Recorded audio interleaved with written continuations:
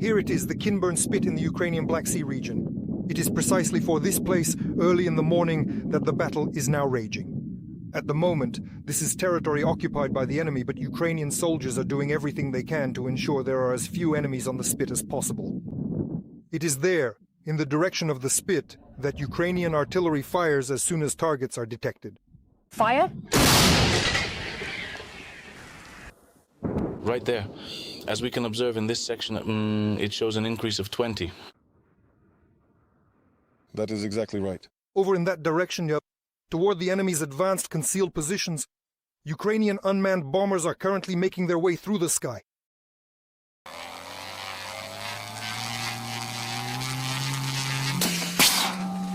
A very pleasant and good evening to all of you. Joining us for tonight's program. And around the clock, Hera admits, the commander of the crew and pilot of the Ukrainian long-range drone, Ukrainian reconnaissance aircraft are circling over the temporarily occupied Kinburn Peninsula.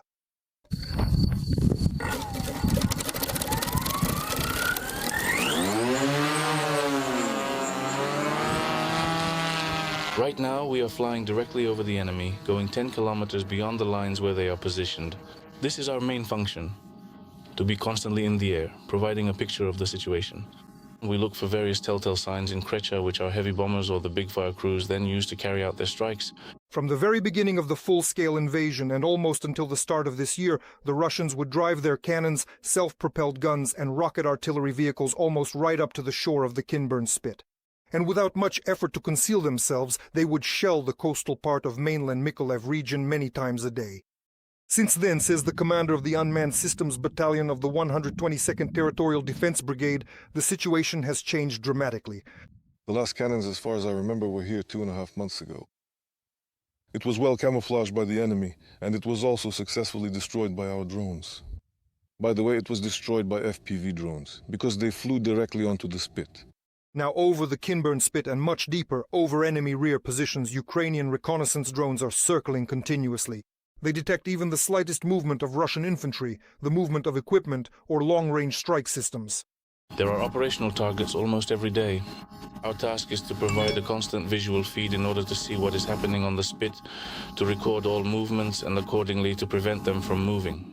This morning the guys were working, it was our first flight, we were adjusting artillery and they were working on moving targets.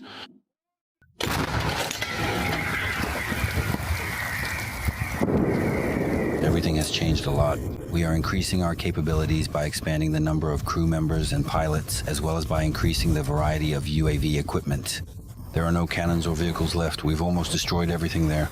There's hardly any space left for the enemy, so they just sit there and barely come out into the open air.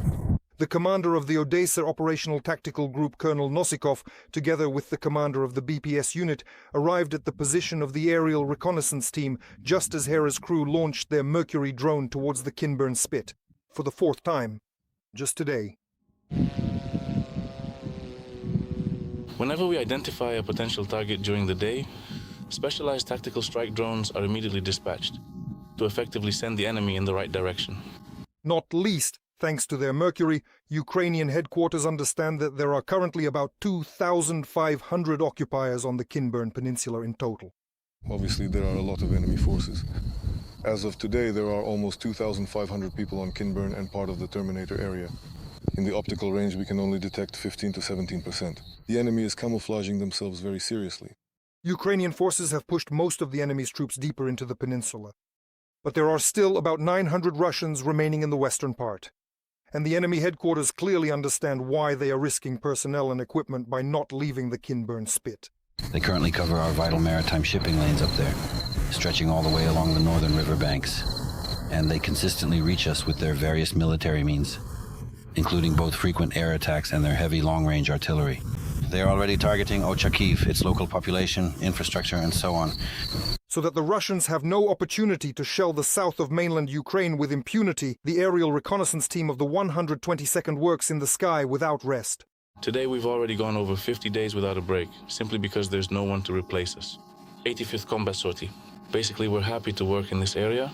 We've already grown attached to it, you could say. Reporting from the south of Mykolaiv region, Oleksandr Motorny, Oleksandr Shayan, and Serhiy Shportilo. TSN 1+1, Marathon United News.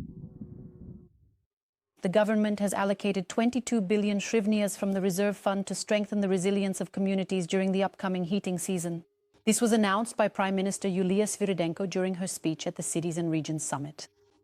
Its participants, leaders of European and Ukrainian cities and regions, discussed plans for restoring critical infrastructure under constant Russian attacks. TSN correspondents attended the summit.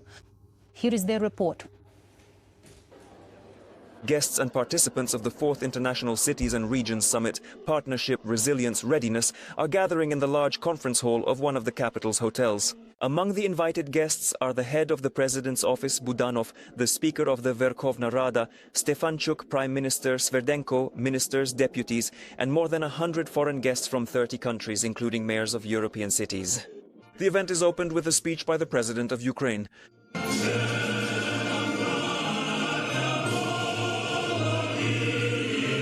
Volodymyr Zelensky thanks the foreign guests for supporting Ukraine, especially for sheltering compatriots who have found refuge in their countries. During his speech, Zelensky emphasizes the strengthening of Ukraine's air defense and the importance of providing air defense systems to Ukraine. Air defense for Ukraine is priority number one.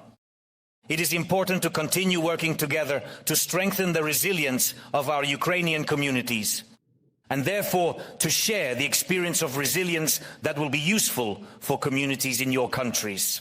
The president draws attention to the presence in the hall of the Belarusian opposition leader Sviatlana Tsikhanouskaya. For the first time in this format, there are representatives from Belarus.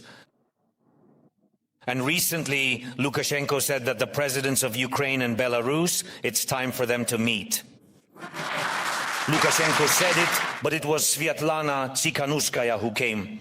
The Summit of Cities and Regions is an international platform for exchanging experience and developing joint solutions aimed at restoring Ukrainian communities and regions during the war and in the post-war transformation.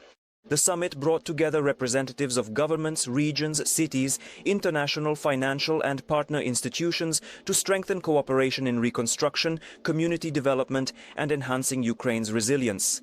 Today's summit is not only about partnership between cities and regions, between communities and the state. It's about capability.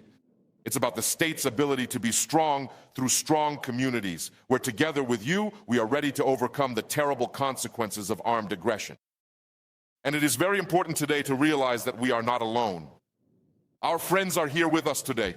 Despite one of the largest scale attacks on the capital, on the eve of the summit and the threats from the Russians to continue killing Ukrainians, not a single foreign guest refused to visit Kyiv, Prime Minister Sviridenko noted. According to her, since 2022, nearly 500 territorial communities have signed 2,000 agreements with more than 60 countries around the world on cooperation in various fields. Priority number one is the protection of critical infrastructure. This is a government priority. It is a state priority to strengthen the physical protection of substations, to build decentralized heating supply, and to make alternative power supply possible for water supply and sewage systems. And of course, we must work to build many more efficient cogeneration plants and significantly increase our cogeneration capacities in order to fully enable a stable and normal life for all the people living in these local communities and diverse regions. Yesterday, our foreign guests themselves visited the Kyiv region, in particular the Chernobyl zone, to see with their own eyes the consequences of Russia's nuclear blackmail, with the shelter facility damaged by enemy drones. The mayors of foreign cities and leaders of regions from European countries were also shown Bucha, and they saw with their own eyes the consequences of the latest Russian attack on the capital. This is already my third visit since the start of the full-scale invasion, and with this I demonstrate my commitment to the Ukrainian people. A year ago, we signed a partnership agreement with Dnipropetrovsk region, and in addition to humanitarian missions, we are helping with reconstruction. We supply transformers, energy equipment, and technologies to restore the stability of Ukraine's power grid. During the summit, President Zelensky presented state awards. In particular, the honorary distinction of Rescuer City was awarded to the mayors of Budapest, Tallinn, Gdansk, and Saint-Germain-en-Laye in France. According to the president, it is important to continue strengthening the resilience of Ukrainian communities. In particular, according to him, our country expects tangible results in terms of reconstruction and the involvement of European businesses in cooperation from the International Conference on Ukraine's Recovery, which will take place in Gdansk at the end of June. Ivan Vorobyov, Ihor Bondarenko, Hennady Shulha, TSN, OnePlus, Marathon, United News.